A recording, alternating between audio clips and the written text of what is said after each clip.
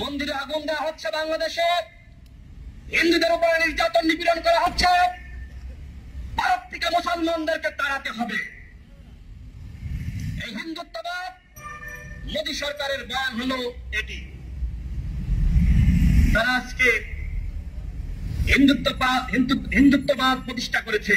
বাংলাদেশে যেমন ইসলামিক দলগুলোকে মৌলবাদ বলে না, তাদের বিরুদ্ধে অভিযোগ, জঙ্গির অভিযোগ, নানান অভিযোগ দিয়ে থাকে। বাংলাদেশের ইসলামিক দলগুলো যদি মৌলবাদের রাজনীতি করে থাকে, তাহলে ওই মোদী, ওই বিজেপি, তারাও সাম্প্রদায়িক এবং মৌলবাদের রাজনীতি করছে। তাদের সাথে হাত মিলিয়েছে কে? বন্ধুগণ, কে হাত মিলিয়েছে? শেখ হাসিনা। এখানে একজন মহিলা দাঁড়িয়েছিল না, আছে তিনি এখন? তিনি বললেন না ভোটচোর, শেখ হাসিনা সব থেকে বড় ভোটচোর। আমি বলেছি, সাংবাদিক ভাইরা আপনারা সাক্ষী, এখানে আপনারা আছেন। অসংখ্য রিক্সা চালক ভাই, 3টা থেকে আমরা কর্মসূচি শুরু করেছি। এখন কয়টা বাজে? এখন 5:18 বাজে। আমি দেখলাম যে এই রিক্সা চালক ভাইরা তারা আমাদের নেতৃবৃন্দের বক্তব্য শুনছে। এইখান থেকে এই যে একজন ভাই, তিনি বারবারই একটু রিয়াকশন করছেন, মানে বক্তব্যের সাথে তিনি সংহতি জানাচ্ছেন।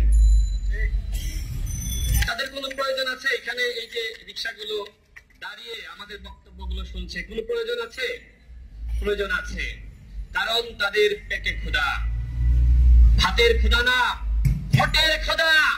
শেখ হাসিনা এদেরকে ভোট দিতে দেয় নাই। শেখ হাসিনা এদের অধিকার হরণ করেছে। সেই ক্ষুধার যন্ত্রণায় আজকে নেতৃবৃন্দের বক্তব্য শোনার জন্য ঘন্টার পর ঘন্টা তারা এখানে রিক্সা না চালিয়ে বসে রয়েছে। আজকে বাংলাদেশের সাধারণ জনগণের মধ্যে ক্ষোভ এবং ক্ষুব্ধতা দুটি রয়েছে, কিন্তু সেটিকে কাজে লাগিয়ে বাংলাদেশের রাজনৈতিক নেতৃত্ব গণঅভ্যুত্থান গড়ে তুলতে পারে নাই।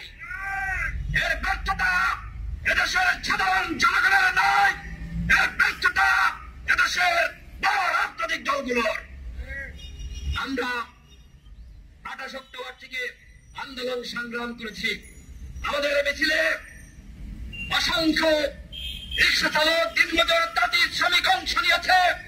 আমরা দেখেছি সাধারণ মানুষের ক্ষুব্ধতা, আমরা দেখেছি সাধারণ মানুষের অংশগ্রহণ, কিন্তু নেতাদেরকে মাঠে পাওয়া যায় নাই। এই সাধারণ মানুষকে সাথে নিয়ে এই বাংলাদেশের জাতীয় নেতৃত্বের জায়গায় যারা রয়েছে, তারা যদি শেখ হাসিনা ফ্যাসিবাদতন্ত্রের বিরুদ্ধে আন্দোলন সংগ্রাম গড়ে তুলত, তাহলে এখন আর আমাদের এখানে এইভাবে প্রতিবাদ সমাবেশ করা লাগে না। আমরা বিজয়ের পতাকা হাতে সারা বাংলাদেশে আমরা বিজয় মিছিল করতে পারতাম, কিন্তু সেটি পারি নাই। আমাদের কতটুকু দায় আছে, আমরা কতটুকু ব্যর্থ, তার সাক্ষী আপনারা। আপনারা দেখেছেন এখানে যারা আছে সবাই মোটামুটি তরুণ। আমাদের সাথে নাদির ভাই সহ এখানে রহিম ভাই আছে, আমাদের মিজান ভাই আছে, তাদের দাড়িগুলো, চুলগুলো পেকে গিয়েছে। আমাদের সভাপতি, তার বয়স 32 বছর, আমার বয়স, আমরা প্রায় একই বয়সে। এখানে যারা আছে, বিপ্লব পাদ্দার, আমাদের একজন মুরব্বী রয়েছেন, মোটামুটি এখানে বলা যায় যে 60% ইয়াং। আমরা বাংলাদেশকে নতুন ভাবে গঠন করার স্বপ্ন দেখছি। আমরা নতুন ভাবে একটি নতুন বাংলাদেশ আপনাদেরকে উপহার দেওয়ার স্বপ্ন দেখছি। যুগে যুগে তরুণরাই স্বপ্ন দেখিয়েছে এবং সেটি বাস্তবায়ন করেছে। 71-এর মহান মুক্তিযুদ্ধে নেতৃত্ব দিয়েছিল দেশের তরুণরা।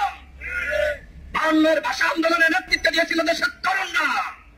90-এর স্বৈরাচার বিরোধী আন্দোলন বলেন আর সেনা সমর্থিত ফখরুদ্দিন মঈনুদ্দিন, তাদের বিরুদ্ধে প্রত্যেকটা আন্দোলনের নেতৃত্ব দিয়েছে তরুণরা।